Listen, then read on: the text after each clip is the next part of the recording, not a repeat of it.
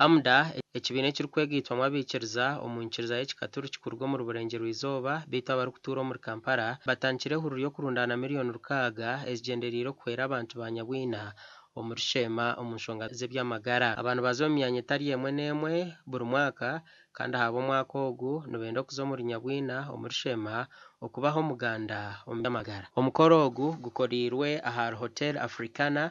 I'm not as rich as last year because this time I went through elections and you know what it means. So I am now going to contribute 10 million shillings.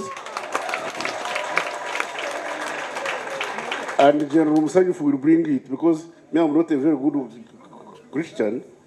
So I don't know whether I'm bribing in order to go up there.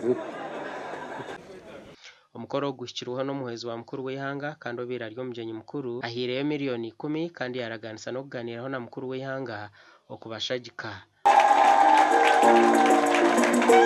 Ladies and gentlemen, I call upon all stakeholders to actively participate in this initiative.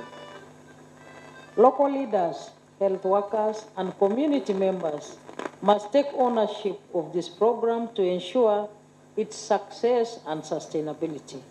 Budget yitu miliyoni 672 kandi takizaraha ogumwazyo twatakize miliyoni 180 so ekyabe hari Izooba twatuye n'umukoro gw'amani gwa imbere gwa Vice President Excellency Jessica Rupo. Itotiro kushemerwa munonga okureba ngo Amda etorine Nyabwina parish eyo muri Rushema hostinga caravan.